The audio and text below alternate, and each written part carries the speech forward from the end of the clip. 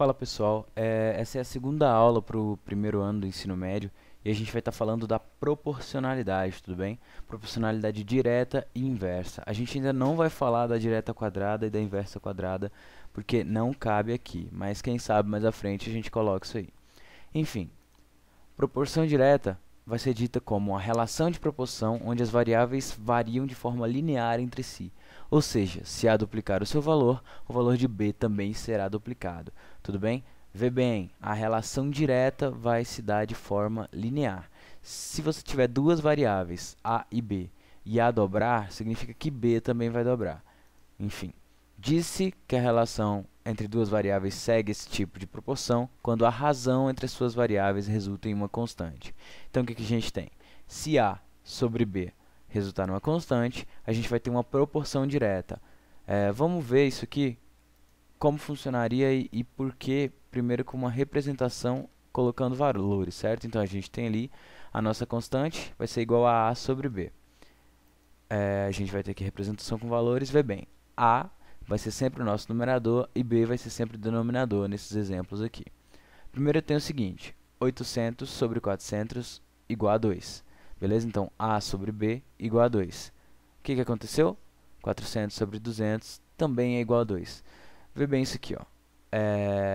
800 foi dividido por 2, igual a 400, e 400 também foi dividido por 2, igual a 200.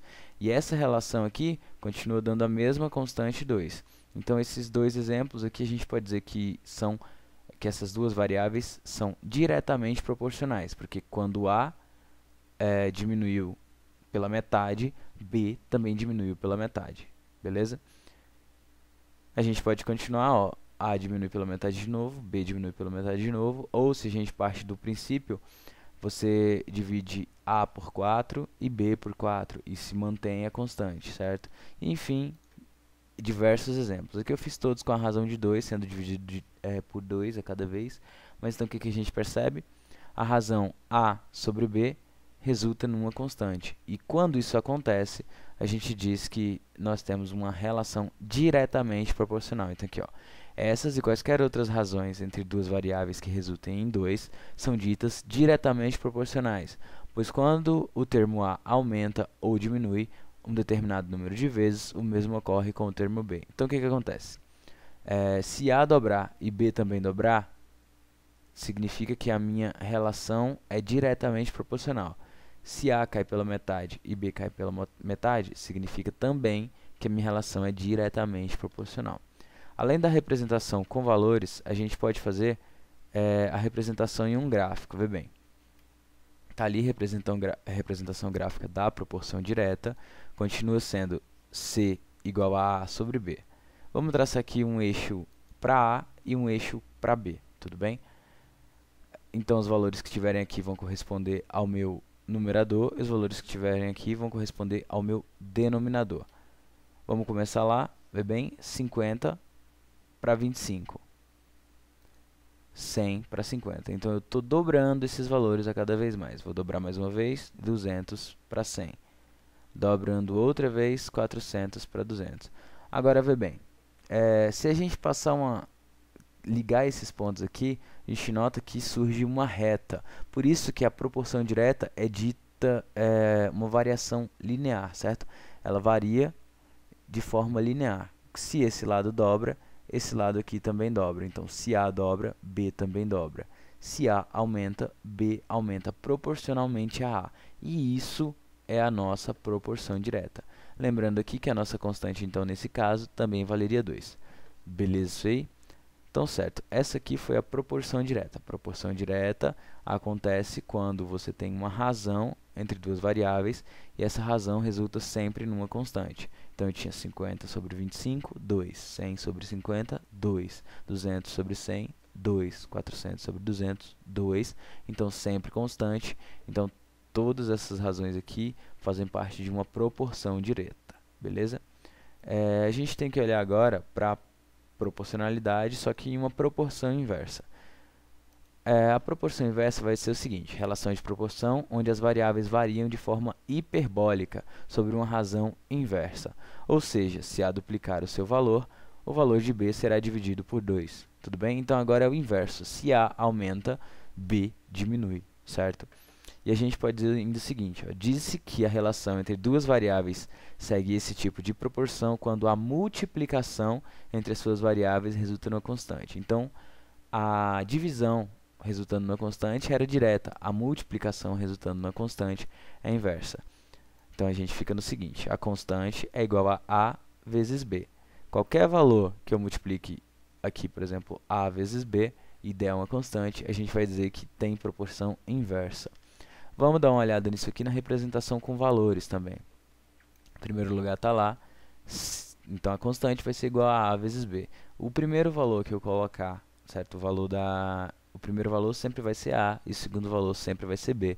E agora está aqui a nossa representação com valores. Então a gente tem ali, ó, 900 igual a A vezes B igual a 1 vezes 900. Eu vou dobrar o valor de A.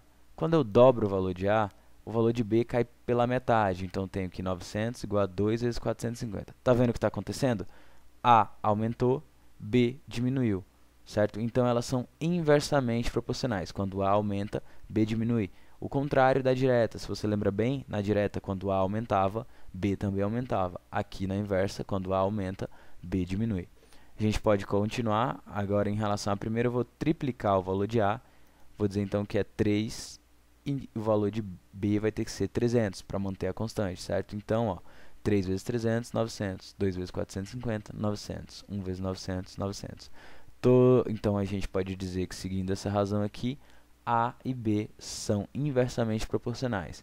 E a gente falou que variava de fórmula com o inverso da razão. Então, isso aqui está tranquilo, porque, bem, a razão aqui para A seria primeiro dobrar. Então, ele seria vezes 2, daqui para cá. E A de B seria o inverso disso, dividido por 2, daqui para cá.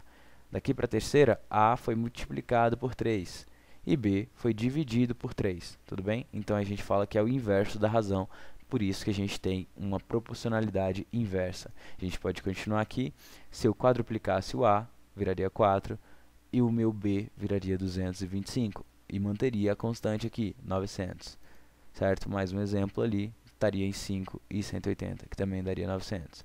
E a gente pode dizer o seguinte, essas razões são ditas inversamente proporcionais, pois quando o termo A aumenta ou diminui num determinado número de vezes, o inverso ocorre com o termo B. Então, o que acontece? A daqui para cá aumentou em 2 vezes, B diminuiu em 2 vezes, B foi dividido por 2. E isso aqui caracteriza a nossa relação inversa de proporcionalidade. Enfim, a gente também pode fazer a representação gráfica disso. Toma muito cuidado que eu vou te mostrar um erro muito comum aqui que você não pode cometer, tudo bem? Mas vê bem. Então, a gente tem ali representação gráfica da nossa proporção inversa. Vou traçar mais uma vez um eixo A e B, certo? Só que agora a gente vai fazer para C igual a A vezes B. Esse gráfico aqui, o eixo Y vai ser A e o eixo X vai ser B, certo? Então, o que acontece? Se eu colocasse o A para valer 6, o meu B valeria 150, certo? Lembrando que a minha constante é 900. Deixa eu até anotar isso aqui. Você vai ter que C igual a 900, certo? Então, a minha constante vale 900. Então, eu quero que esses valores sempre deem 900. Então, A começou valendo 6. B tem que valer 150 para manter a constante ali, 900. Um erro muito comum que eu falei que ia mostrar é o seguinte, a partir daqui tem gente que já traça uma reta, porque se a relação direta era uma reta crescente, muita gente espera que a relação inversa seja uma reta decrescente, mas muito cuidado com isso. Vamos continuar vendo e ver que isso aí não vai bater, vê bem. Se A for igual a 5, B seria igual a 180. Vê, o ponto já está fora da reta, então essa reta aqui não vale. O gráfico de uma proporção inversa não é uma reta decrescente, isso é um erro, pode tirar ele daqui. E aí a gente continua, quando A vale 4, B vale 225, quando A vale 3, B vale 300, quando A vale 2, B vale 250, quando A vale 1, B vale 900. Aqui surgiu para a gente uma espécie de uma hipérbole, por isso que a gente disse que a proporcionalidade inversa segue uma proporção hiperbólica. Se eu ligar os pontos, eu vou ter algo mais ou menos assim, tudo bem? Então, galera, assistam esse vídeo aqui, Se você viu até aqui e não entendeu alguma coisa, por favor, envie ali na seção de dúvidas. Espero que tenha ajudado. Tá aqui a nossa segunda aula. Abraço!